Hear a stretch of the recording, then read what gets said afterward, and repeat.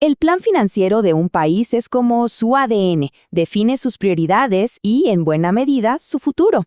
Hoy vamos a meternos de lleno a analizar el presupuesto de México para 2026 y lo haremos usando los documentos oficiales para entender cómo se planea usar cada peso. ¡Arranquemos! 10 billones de pesos. A ver, tomemos un segundo para procesar esta cifra. Es una cantidad tan grande que es difícil de imaginar. Estamos hablando de la cantidad total de dinero que el gobierno mexicano planea manejar en un solo año. Y en este plan, cada uno de esos pesos tiene que tener un origen claro y un destino muy específico. Todo este gran plan se presenta en lo que oficialmente se conoce como el paquete económico. La forma más sencilla de verlo es como una balanza gigante. De un lado tenemos la Ley de Ingresos, que es básicamente la lista de todo el dinero que el gobierno espera recibir. Y del otro está el Presupuesto de Egresos, que nos dice exactamente cómo se va a gastar ese dinero. Ok, esta es la ruta que vamos a seguir. Primero vamos a entender la estructura del plan. Luego investigaremos de dónde sale el dinero. Después veremos a dónde se dirige y, finalmente, cómo se aseguran de que todo este proceso sea transparente. Entramos de lleno a la primera parte, el plan. Y aquí hay una regla de oro, una regla sagrada, el equilibrio. La cantidad de dinero que entra, o sea, la ley de ingresos, debe ser idéntica a la cantidad que sale, el presupuesto de egresos. No puede sobrar ni faltar un solo peso.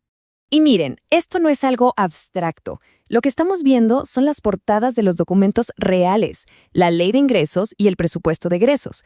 Estas son las fuentes oficiales de todo lo que vamos a platicar hoy. Muy bien, pasemos a la siguiente gran pregunta. ¿De dónde saca el gobierno federal esa cantidad monumental de dinero? Vamos a seguirle la pista a los ingresos. Este gráfico nos da el panorama completo. Y salta a la vista. La tajada más grande del pastel, y por mucho, son los impuestos. Más de la mitad de todo el dinero viene de ahí. Le siguen los ingresos por la venta de bienes y servicios, y luego una categoría de otros ingresos. Entonces, el punto clave aquí es este. Los impuestos son el verdadero motor financiero del país, la columna vertebral que sostiene todo el gasto público. Pero, bueno, ¿de qué impuestos estamos hablando en específico? Si le ponemos una lupa a esa gran rebanada de impuestos, vamos a encontrar a dos gigantes que destacan inmediatamente.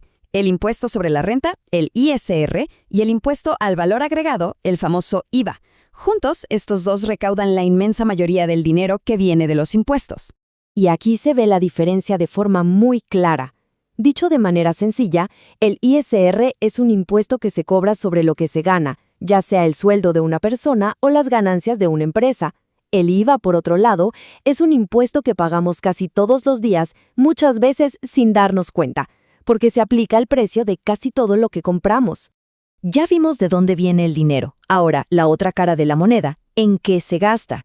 Porque analizar los gastos nos revela cuáles son las verdaderas prioridades del gobierno para el 2026. Pero antes de ver las cifras, necesitamos entender un concepto que es clave: ramo. Cuando el gobierno organiza su gasto, lo divide en estas grandes categorías llamadas ramos. Piensen en un ramo como un gran cajón de gasto, que normalmente corresponde a una secretaría, como la de energía o seguridad, o a un área muy específica. Y aquí lo tenemos.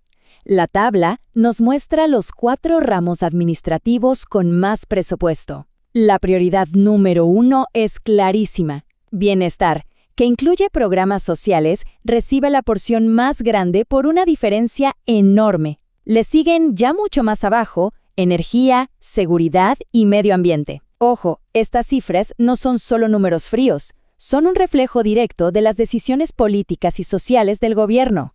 Bueno, ya seguimos la ruta del dinero desde que entra hasta que sale. Pero, con billones de pesos moviéndose de un lado a otro, surge la pregunta del millón. O bueno, de los 10 millones. ¿Quién vigila todo esto? ¿Cómo se garantiza que el dinero se use como se debe? Pues la respuesta está en la propia ley. Esta cita, sacada directamente del primer artículo del presupuesto de egresos, nos da la pista. Se mencionan varias leyes, pero hay una que es la pieza central para la rendición de cuentas: la Ley General de Contabilidad Gubernamental. En resumen, esta ley crea todo un sistema de rendición de cuentas. Funciona en 4 pasos. Primero, Armoniza las reglas para que todos, desde el gobierno federal hasta el municipio más pequeño, hablen el mismo idioma contable. Segundo, se asegura de que cada peso que se gasta quede registrado. Tercero, establece cómo se va a medir si el gasto está cumpliendo sus objetivos. Y cuarto, que quizás es lo más importante, obliga a que toda esta información sea pública. Y con esto cerramos este clavado al Plan Financiero de México. Vimos de dónde viene el dinero, a dónde va y cuáles son las reglas del juego. Pero más allá de las leyes y las cifras gigantescas, la pregunta final que queda en el aire es esta. ¿Cómo impacta cada una de estas decisiones, desde el cobro de un impuesto hasta el presupuesto para un ramo, en la vida cotidiana de la gente?